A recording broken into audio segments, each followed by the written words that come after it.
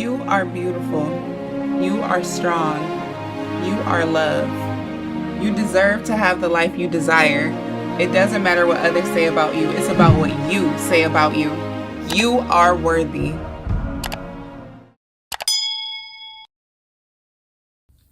Hey, you guys, welcome back to Avani. Today, in honor of it being Mental Health Awareness Month, I chose to give you guys my 5 tips that I feel like can aid in helping to create a really good mood or just adding something to bring you a sense of calm into your life. I feel like mental health has been a hot topic of discussion ever since 2020, with people having to be inside more than normal, or more than normal, because if you think about it, not being able to go do activities you might have been used to, or even go to work or school, really got to a lot of people, especially if it's not something they're used to. Children who've always been homeschooled and people who typically work from home probably didn't experience the shift that occurred in 2020 as much as those who were used to going to work or going to school. So as much as things have changed, I feel like that period of time while everyone was inside, because COVID in one way or another affected everyone to some degree, I think a lot of things were realized during that time, and that a lot of deep healing needed to take place. So I'm sharing with you guys the 5 tips that have helped me throughout these past few years, and some of the things that I still actually do today, because it's just a part of my lifestyle now. So I'm gonna start with 1. And number 1, I'm gonna recommend this because it's really, it's a part of yoga. So it's something that I do just because it's a part of my profession now. And so the first thing I'm going to recommend to you guys is pranayama. Pranayama is breath work. It's everything breath work. It's about the airflow in your body to your brain. So in pranayama, there are many different styles of breathing techniques, and I'm going to share a few with you. But if you actually go to my other page, Avani Balance Me Yoga, that's AVANI space BALANCE space YOGA on YouTube, I actually have some videos that I posted sharing a few different pranayama techniques. I think Nodi Shodhana pranayama is on there.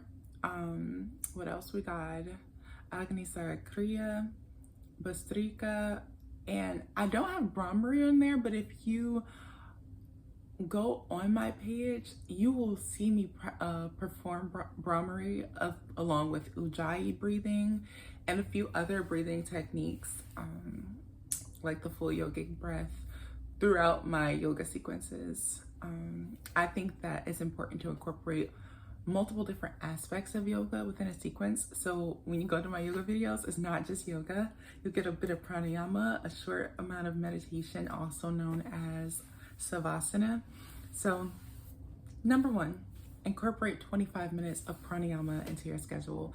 And I'm gonna be honest, pranayama is something that I've started to do on the days when I don't feel like doing yoga and don't feel like working out. Because what it does is it holds me to a standard of making sure that even though I'm not doing anything to get my heart pumping super fast, that I'm still incorporating deep, mindful, intentional breathing techniques so that the oxygen still gets to my brain. Because I will tell you this, I've recently come across some information from doctors saying that a lot of people aren't getting enough oxygen to their brain, and that's affecting their mood, their sleep, and so many other things. When you dance, when you exercise, when you do yoga, it forces you to take intentional deep breaths, especially depending on your pace. Like if you're jogging, that's going to require you to breathe a certain kind of way. If you're doing a vinyasa yoga, that's going to require you to breathe a certain way. So pranayama is top on the list for me because it's something that I've started incorporating into my days on when I'm not doing a specific practice, or if I want to take a day off from doing something physical. Number two is gonna be one of the easiest things, I feel like. I'm gonna admit, and I don't know why I started doing this. My mom, when I was younger, she used to always get me like journals and diaries when I was little, and I never put them to use. Never put them to use. I was just not a writer when I was younger. It took time for me to get there, but as I've gotten older, it's grown on me quite a bit actually. So I ended up using one of the journals my mom had gifted me for my birthday, and I believe it was 2019. And I don't know why I started this. I believe God might have moved me to do this, just because I can't explain it. One day I picked up this journal and I just started writing down all the things that I was grateful for. No matter how small, I always made sure I was intentional about incorporating all of the essential things that I do have that I'm grateful for, because I feel like that's a wake-up call to yourself when things may not be going the way you want them to, or you know, you may be going through hard times, kind of like I have been now. I feel like thinking back on what I did in 2019 really helped me, like, oh, I really do need to get back to writing down the things I'm grateful for, because it does help in a way. It makes you actually get peace of mind. Like, you know, while things can be better, there are some people who are experiencing something quite different from you. So it makes you extremely grateful. And it's like a reality check, like not to take anything for granted. So in 2019, and I did this for a whole year. Actually, no, I did this for more than a year. I started in 2019 randomly. Don't know why. I just went with it. And then I ended up finishing, I think, my gratitude journal sometime in 2021 when all the pages ran out. But every day, it was probably in the morning. Every day I just would write down the things I was grateful for. And if I didn't do it in the morning, I made sure I did it at night. I definitely made sure I did that. And I think that's really good. It puts a smile on your face, even when things could be a way in which you may not normally appreciate or like. That's a big one for me. I would say a gratitude list.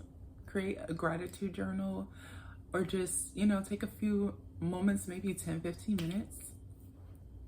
You could even put them in your phone on notes, but just write down all the things you're grateful for and let that resonate with you. Really think about them. Think about what about the things you do have that bring you joy. Think about them. Reminisce a little bit. That way you can fully appreciate that of what you do have.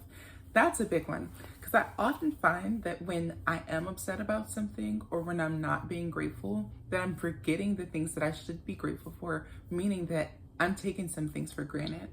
And we should never take the good things in our life that we do have for granted, even though we may not have the things we want. So we got number one, pranayama, 25 to 35 minutes of pranayama. Number two, writing down that of what you are grateful for. Super important. And I find that it definitely helps me, especially when you're going through things. It could be anything. I just think reminding yourself of what it is you should be grateful for, and not taking specific things for granted that other people would be extremely happy to have, is top of the list. So moving on to number three, eating a third of a vegan dark chocolate candy bar. So typically that would mean eating a cocoa chocolate bar that is what they say, like, I think they have the percentages on there, but I think it at least needs to be like, I'm trying to think, I think 72% dark like 7, because you know they have percentages on there. So I've eaten chocolate bars as bitter as 90%.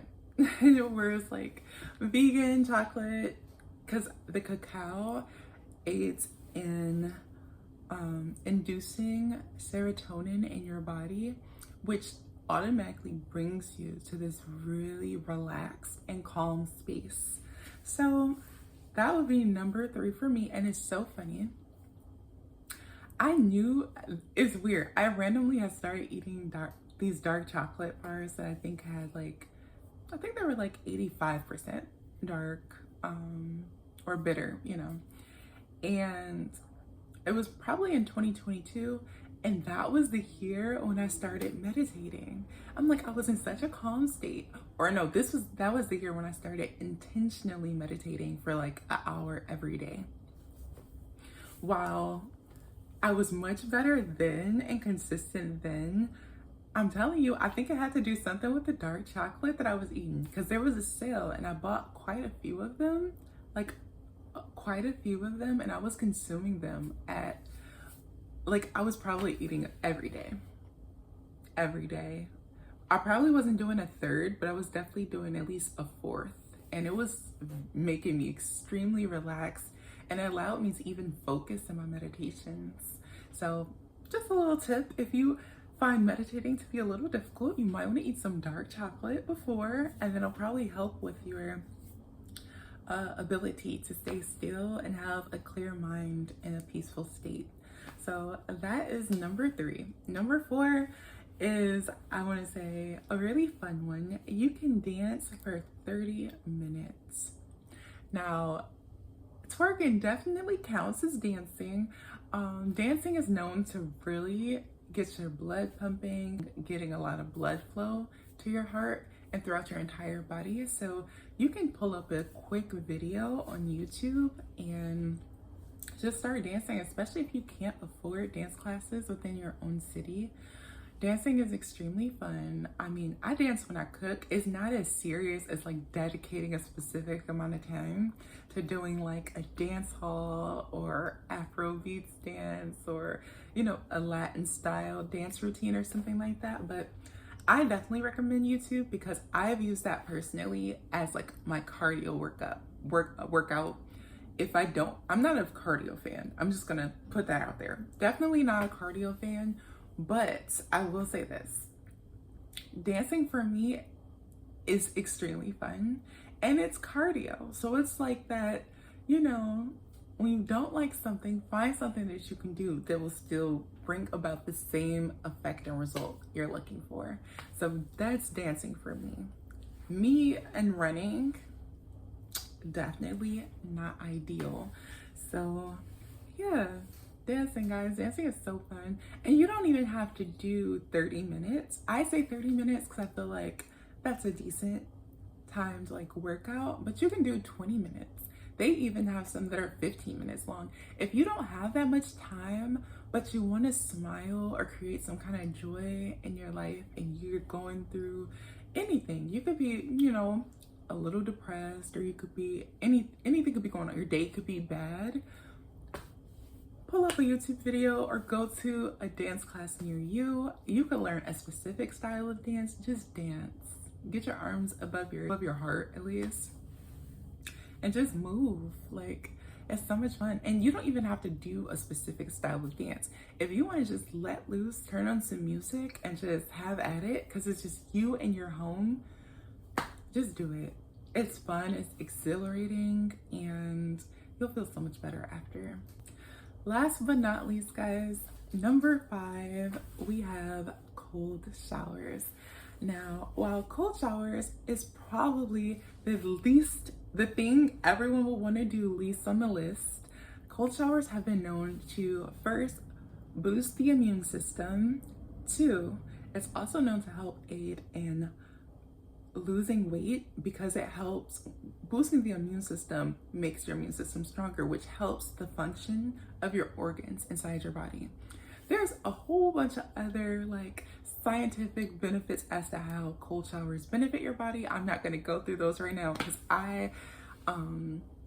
that's just not my place. I just know if you want to know more about cold showers, definitely search it on YouTube. But cold showers, extremely beneficial. It shocks your system, but it forces your internal organs to work harder, which helps you long term when it comes to any weaknesses in the system. It's like you pretty much pushing your body to go through something that can be like small stressors. I'm pretty sure you've heard that before. So a cold shower is like a small stressor that has a positive benefit. And I would recommend starting with 60 seconds, or no, if I'm being honest, I started with 2 minutes. 2 minutes at the end of like my warm shower. I would slowly turn the hot water off until it was freezing cold, so cold that it's hard for you to breathe. That's how you know. That's how you know. Like cold water makes it hard for you to breathe. So the water in the shower that I ended up changing the temperature to, it was so cold, it was hard for me to breathe. So I was like hyperventilating, which in a way is a pranayama. If you did pranayama while you were in the cold shower, it would have like a double benefit. Just putting that out there. But definitely cold showers. I recommend 2 minutes after your normal shower because don't nobody be having time like that. But if you have extra time, I challenge you to work your way up to 5 minutes. I have worked my way up to 5 minutes within a month of doing it every day. Definitely not easy, not exciting, not fun, but I could tell the difference. Like it boosts your mood too. You automatically get like perked up. It's like splashing like ice cold water on your face in the morning or something. And you're like, I feel like I'm ready to just get active, get busy, accomplish some goals, you know? So definitely, I'm gonna run through the list one last time. Pranayama, writing down a gratitude list. Number 3, we got eating bitter dark chocolate. I definitely recommend 72% or higher, anywhere from 72% to 90%. Perfect amount of like bitter dark chocolate. You have to get used to it, especially if you're used to milk chocolate, because it's hardly any sugar. But you do get used to it. You do get used to it. It's also known to be a nice aphrodisiac. So, fun fact. Number 4, a 20 to 30 minute dance session of your choosing. And number 5, cold showers, guys. I know that you guys will find one of these 5 beneficial for you. And I pray that you guys benefit from the tips that I was able to share with you today. So until next time, everyone, I love you all and be well.